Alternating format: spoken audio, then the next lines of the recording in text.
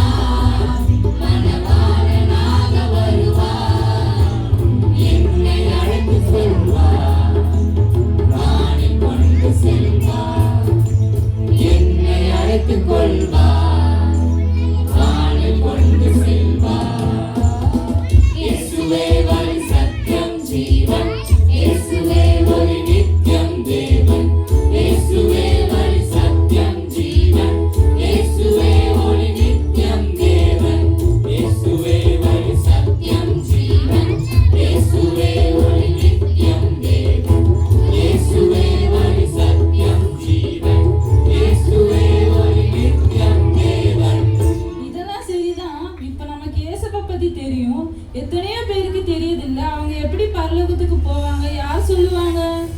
சரியான கேள்வி கேட்டம்மா. இயேசு கிறிஸ்து இந்த உலகத்துல பிறந்தார்னு இன்னும் எத்தனையோ பேருக்கு தெரியல. அததான் நம்ம கிறிஸ்துமஸா கொண்டாடுறோம்னு இன்னும் எத்தனையோ பேருக்கு தெரியல. ஏசாயா 6ஆம் அதிகாரம் 8ஆம் வசனத்துல யாரை நான் அனுப்புவேன் என்று ஏசாயா தீர்க்கதரிசி கேட்கும் போது என்னை அனுப்பும் நான் போறேன்னு சொல்லுவார்ல, அது மாதிரிதான் இயேசுவை சொந்த ரட்சகரா ஏற்றுக்கொண்ட நம்ம எல்லாருமே யாரு? எல்லாருமே. நல்லா சொல்லுங்க, எல்லாருமே. மக்களே நீங்க சொல்லுங்க பார்க்கலாம். நம்ம எல்லாருமே இயேசுவினுடைய சுவிசேஷத்தை சொல்ல கடமைப்பட்டிருக்கோம். சரியா?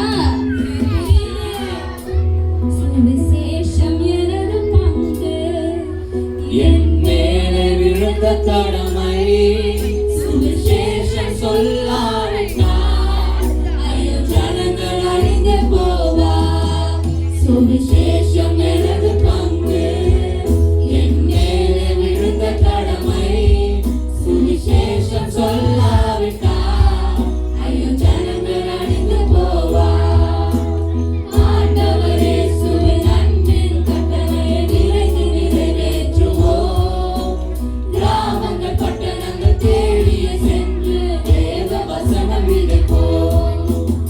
ஆண்டவரே சுவின் அன்பின் கட்டளை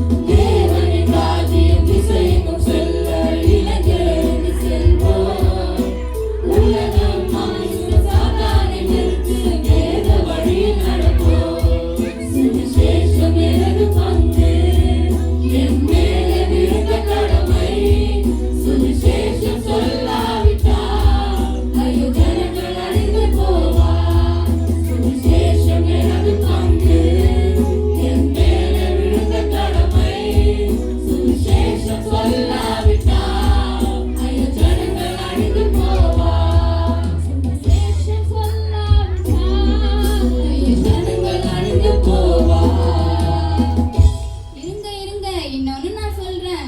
இந்த சுவிசேஷம் சொல்றதுக்கு நீங்க வெளியே எங்கேயும் போக வேண்டாம். அதாவது நம்ம இருக்கிற இடத்துல இருந்தே நம்ம சொல்லலாமே. ஏன் நம்ம நடக்கையிலே இயேசுவை வெளிப்படுத்தலாமே. ஆமா ஆமா, அது என்னக்கா வலக்கை தெரியும் இடக்கை தெரியும், அது என்ன புதுசா நடக்கை? ஒண்ணு புரியுற மாதிரி தான் சொல்லுங்களேன். சொல்றேன், என்ன எல்லாரும் கேட்டுக்கோங்க. நம்ம எங்க இருக்கிறோமோ அந்த இடத்துல மத்தவங்களுக்கு அன்பா, பொறுமையா, சகிப்புத்தன்மையா, விட்டு கொடுக்கிறவர்களா, உதவி செய்கிறவர்களா இருந்தோம்னா நமக்கும் மற்றவங்களுக்கும் ஒரு வித்தியாசம் தெரியும். இப்படி நம்ம இயேசு கிறிஸ்துவை வெளிப்படுத்தலாமே. சரிக்கா, இதெல்லாம் சரிதான். ஆனா நம்ம 2ஆம் வருகைக்கு எப்படி ஆயத்தமா இருக்கிறது கொஞ்சம் சொல்றீங்களாக்கா? அப்படி கேளுங்க தம்பி. ஆயத்தம்னு சொன்னாலே பைபிள்ல சட்டுன்னு ஒரு ஊமை ஞாபகத்துக்கு வந்திருக்கணுமே. எங்க அது சொல்லுங்க பாப்போம். அது வந்து என்னப்பா தம்பி ரொம்ப இழுக்கிற?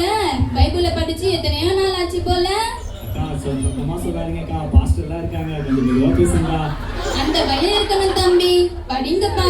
அதுதான் நம்மளுக்கு வாழ்க்கை. ஆயத்தம்னாலே 10 கன்னிகைகள் தான் ஞாபகத்துக்கு வருவாங்க. 5 கன்னிகைகள் ஆயத்தமா இருந்தாங்க. ஏசப்பா வந்தோனே ஜம்முன்னு அவரோட கிளம்பி போயிட்டாங்க. ஆயத்தம் இல்லாதவங்க எல்லாம் போக முடியல.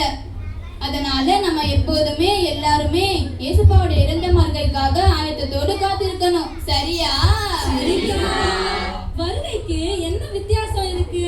நம்ம கிறிஸ்மஸ்னாலே பட்டு புடவை, பிரியாணி, பலங்காரம்னு தலைமுடலா கொண்டாடுவோம். 2ஆம் வருகையை பத்தி இப்ப எதுக்கு நினைக்கணும்? கண்டிப்பா நீங்க சொல்றது எல்லாம் சரிதான். எல்லா கொண்டாட்டங்களும் இருக்கணும் தான். ஆனா இன்னொன்னு நீங்க தெரிஞ்சுக்கணும். வேத வாக்கியங்களின்படி இயேசு கிறிஸ்து இந்த உலகத்துல பிறப்பார், மரித்து 3ஆம் நாள் உயிரோடு எழுந்திருப்பார். அப்படின்றதெல்லாம் நிறைவேறிச்சா இல்லையா? இனி ஒன்னே ஒண்ணுதான் பாக்கி இருக்கு. இயேசுவினுடைய 2ஆம் வருகை தான் பாக்கி இருக்கு.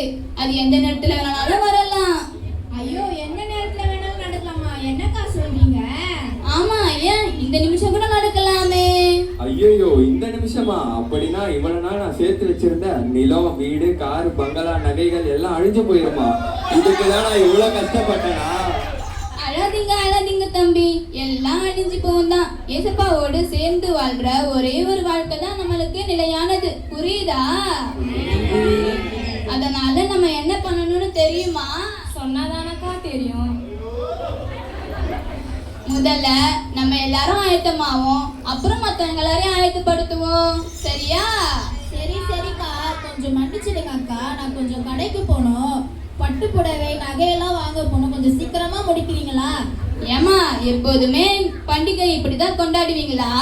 பின்ன கிறிஸ்மஸ்னா ஒரு கெத்தா சர்ச்சுக்கு போக வேண்டாமா? ஒரே கலர் ட்ரெஸ் போட்டுட்டு குடும்பமா சர்ச்சுக்கு போகணும்லக்கா. ஏன்னா நான் சொல்றது கரெக்டு தானே? ஏமா, நீங்க நல்லா ட்ரெஸ் பண்ணிட்டு கெத்தா சர்ச்சுக்கு வாங்க, அதெல்லாம் பிரச்சனையே இல்லை. சரியா? ஆனா இன்னொரு பக்கம் பணம் இல்லாம, துணி எடுக்க வழி இல்லாம, ஏன் சாப்பாட்டு கூட வழி இல்லாம இருக்காங்கல்ல, அவங்களுக்கு நம்ம உதவி செய்யலாமே. ஏன் ஒரு சேஞ்சுக்காக இந்த கிறிஸ்மஸ் இப்படி கொண்டாடலாமே, இயேசுவின் அன்பை வெளிப்படுத்தலாமே. சரியா? ஆமா, சரியா?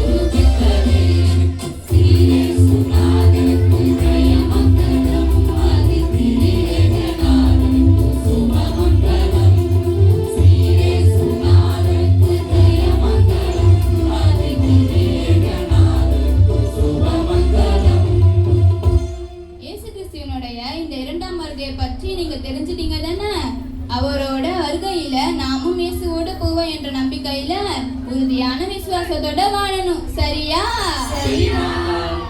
சரி, இந்த வில்லிசையனுடைய மையப்பொருளான ஆண்டவராகிய இயேசு கிறிஸ்துவனுடைய 2ஆம் வருகையில முதல்ல நம்ம எல்லாரும் ஆயத்தமாவோம், அப்புறம் மற்றவங்க எல்லாரையும் ஆயத்தப்படுத்துவோம். எப்படி அந்த 5 கன்னிகைகள் ஆயத்தத்தோடு காத்திருந்தாங்களோ அதே போல நாமும் ஆயத்தத்தோடு காத்திருப்போம். தீபமாகிய வேத வாசிப்பு, குறைவுபடாத எண்ணெயாகிய அபிஷேகம், ஜபஜீவியம், விசுவாசம் மற்றும் சாட்சியுள்ள வாழ்க்கை இதெல்லாம் நம்ம கடைபிடிக்கலாமே. 1 தெசலோனிக்கேயர் 4ஆம் அதிகாரம் 16-17 வசனத்துல சொன்னது போல கர்த்தர் தாமே ஆரவாரத்தோடும் பிரதான தூதரோடும் எக்கால சத்தத்தோடும் வானத்திலிருந்து இறங்கி வரும்போது நாமும் அவருக்கு எதிர்கொண்டு யுக யுகமாய் வாழக்கூடிய அந்த நித்தியமான வாழ்க்கைக்கு நாமும் வாழ ஆயத்தத்தோடு காத்திருப்போம். முதல்ல நம்ம ஆயத்தமாவோம், அப்புறம் மற்றவங்களை ஆயத்தப்படுத்துவோம். சரியா? ஆண்டவராகிய இயேசு கிறிஸ்துவின் நாமத்தினாலே கிறிஸ்துமஸ் நல்வாழ்த்துக்கள் தெரிவித்துக் கொள்கிறோம்.